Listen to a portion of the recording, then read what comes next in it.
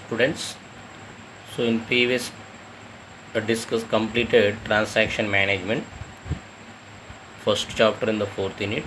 Now we are going to second chapter in the fourth unit, that is the database security.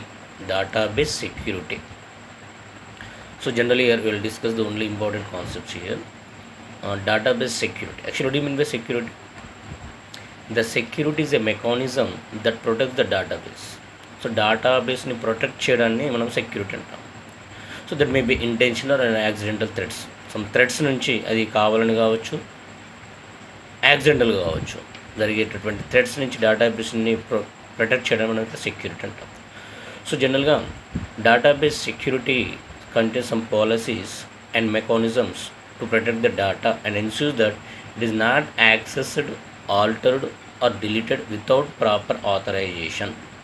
So database security మెకానిజంలో authorization లేకుండా unauthorized users డేటాబేస్ని access చేసుకోవడానికి కానీ, modify చేయడానికి కానీ, deletion చేయడానికి కానీ, డిలీషన్ చేయకుండా protect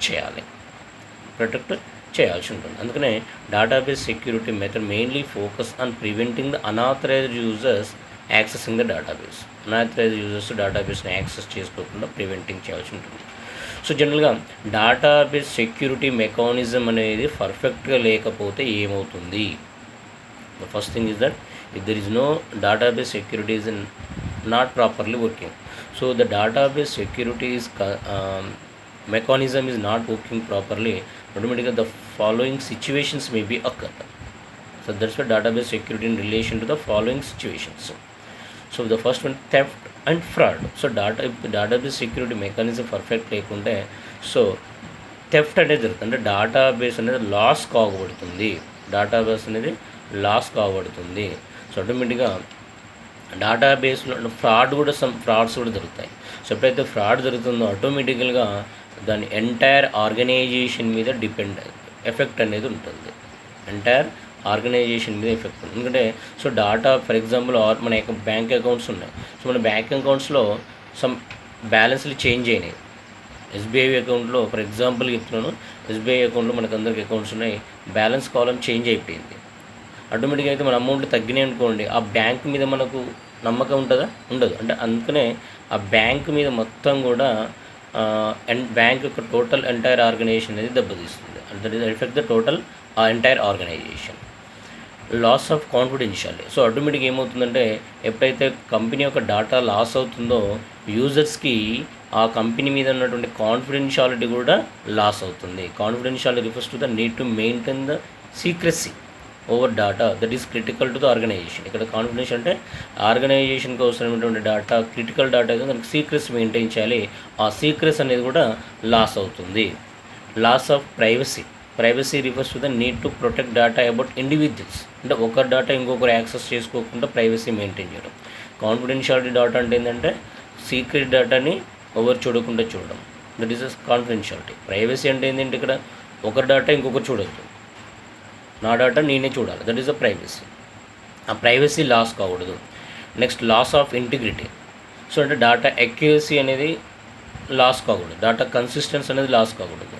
loss of integrity results in invalid or corrupted data which may seriously affect the operation of an organization. ఇక్కడ corrupted data or invalid data means incorrectness data అనేది loss అవుతుంది. Loss of availability. So వీళ్ళకి data మీద availability లేకుండా ఉండొచ్చు, database access చేసుకునే situation ఉంటుంది. ఎందుకంటే డేటా మొత్తం కూడా లాస్ అయింది అనుకో, డేటాబేస్ లేని డేటా లేదంతా డిలీట్ అయింది, ఆటోమేటిక్గా యూజర్స్కి డేటా అవైలబిలిటీ ఉందా? ఉండదు. That is the loss of availability. Loss of availability means that the data cannot be accessed which can seriously affect the organization financial performance మొత్తం కూడా ఎఫెక్ట్ అవుతుంది. So these are the situations when we may not consider the database perfect security mechanism seriously. Database మెకానిజంని సీరియస్గా మనం అయితే తీసుకోలేదనుకోండి, ఈ problems ఎక్కువగా మనకు ఎఫెక్ట్ కావడానికి అవకాశం ఉంటుంది.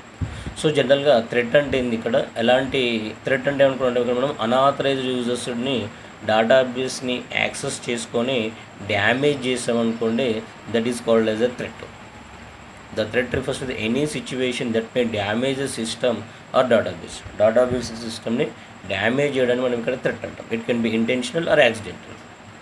A threat may be caused by an event involving a person, action that is likely to bring the harm to the organisation. అంటే ఒక హ్యూమన్ బీయింగ్ ఇన్వాల్వ్మెంట్ చేసి కానీ, అంటే ఇక్కడ ఏంటంటే అన్ఆథరైజ్డ్ పర్సన్స్ కానీ authorised person whatever may be. So person involve అయ్యి ఒక ట్రాన్సాక్షన్ పెర్ఫామ్ చేసిండు, అన్ఆథరైజ్డ్ ట్రాన్సాక్షన్ పెర్ఫామ్ చేసిండు, ఆటోమేటిక్గా అది ఆర్గనైజేషన్ యొక్క టోటల్గా డేటా లాస్ కావడానికి దట్ మీన్స్ ఉంటుంది. So harm may be a loss of hardware, software, data, credibility or loss of client confidence. So whatever it may be, అంటే database damage జరిగినప్పుడు ఇవన్నీ కూడా లాస్ కావడానికి అవకాశం. So there four as a minimum an organization should invest time and effort in identifying the most serious threats. మనకి ఎలాంటి threads మనకు ఎక్కువగా ఉంటాయి అనేది మనం ఐడెంటిఫై చేసుకొని ఆ థ్రెడ్స్ రాకుండా చూసుకోవాల్సినటువంటి పాసిబిలిటీ అనేది ఉంది. సో జనరల్గా these are the different threats, these are the effects. So for example unauthorised users access చేసుకుంటూ అనుకోండి, మనకి అవుతుంది కాన్ఫిడెన్షియాలిటీ అనేది లాస్ అవుతుంది, ప్రైవసీ లాస్ అవుతుంది. Unauthorised copying of data, unauthorised copying of data అంటే అతనికి డేటాని కాపీ చేసుకునేటువంటి ఆథరైజేషన్ లేదు, అయినా కాపీ చేసుకుని అనుకోండి, అగైన్ అక్కడ కాన్ఫిడెన్షియాలిటీ ప్రైవసీతో పాటు ఇంటిగ్రిటీ కూడా లాస్ అవుతుంది. ప్రోగ్రామ్ ఆల్టరేషన్, అప్లికేషన్ ప్రోగ్రామ్ని చేంజ్ చేసేయండి. సో చేంజ్ చేసినటువంటి ప్రోగ్రాంలో డేటా ఇన్కన్సిస్టెంట్ చేయొచ్చు, లేదా డేటా అవైలబిలిటీ లేకుండా చేయొచ్చు. That is the loss of integrity, availability. Inadequate policies and procedures. So మనకు పాలసీస్ అండ్ ప్రొసీజర్స్ ఏవైతే ఉన్నాయో ఆ పాలసీస్ అండ్ ప్రొసీజర్స్లో పర్ఫెక్ట్గా ప్రిపేర్ చేయకుండా దాంట్లో సమ్ కావాలని ఇంటెన్షనల్గా సమ్ మిస్టేక్స్ ఇవ్వడం జరిగింది. సో ఆటోమేటిక్గా దానివల్ల కూడా కాన్ఫిడెన్షియాలిటీ. సో ఎప్పుడైతే పాలసీస్ ప్రొసీజర్స్ పర్ఫెక్ట్ ఉండవో సెక్యూరిటీ కూడా పర్ఫెక్ట్ మెకానిజం చేయవు. Illegal entry by hacker. So hackers లీగల్గా అటాచ్ చేయాలి. So this are like the theft of data corruption due to power loss, physical damage, introduction of virus. So these are the different threats that may be cause, very different threats. So ఈ threats నుంచి protect చేసుకోవడానికి మన security mechanism అనేది provide చేయాల్సి ఉంటుంది. Those security mechanisms are called as a security controls అంటాము. Those are called as a computer based security controls. So జనరల్గా ఇక్కడ మనకు ఒక 7 సెక్యూరిటీ కంట్రోల్స్ ఇచ్చాడు. ఈ 7 సెక్యూరిటీ కంట్రోల్స్లో ఆల్రెడీ కొన్ని మనం డిస్కషన్ చేయడం జరిగింది. వీటన్నిటి గురించి మనము నెక్స్ట్ వీడియోలో చూద్దాము. ఓకే, సో ఈ 7 చాలా ఇంపార్టెంట్ అన్న, ఇవి ఇంపార్టెంట్. ఈ చాప్టర్లో లాస్ట్ టైం కొన్ని ఓన్లీ ఈ 3 క్వశ్చన్స్ ప్లస్ ఎన్క్రిప్షన్ 4 ఇవ్వడం జరిగింది. సో ఎనీ 4 ఇవ్వచ్చు, ఎనీ 5 ఉండొచ్చు, లేదా ఎన్క్రిప్షన్ అంటే ఏందో షార్ట్ కట్కి ఇవ్వచ్చు, రేట్ టెక్నాలజీ షార్ట్ కట్ అవ్వచ్చు. సో ఆల్రెడీ మనం ఆథరైజేషన్ అంటే ఏందో చూసాం, యాక్సెస్ కంట్రోల్ చూసాం, వ్యూస్ చూసాం, బ్యాకప్ చూసాం, ఇంటిగ్రిటీ చూసాం, ఈ 4 చూసాం. ఆథరైజేషన్ కానీ ఇలా కొత్త concept authorisation, encryption, RAID technology, వీటి గురించి నెక్స్ట్ క్లాస్లో మనం నెక్స్ట్ వీడియోలో డిస్కషన్ చేద్దాం.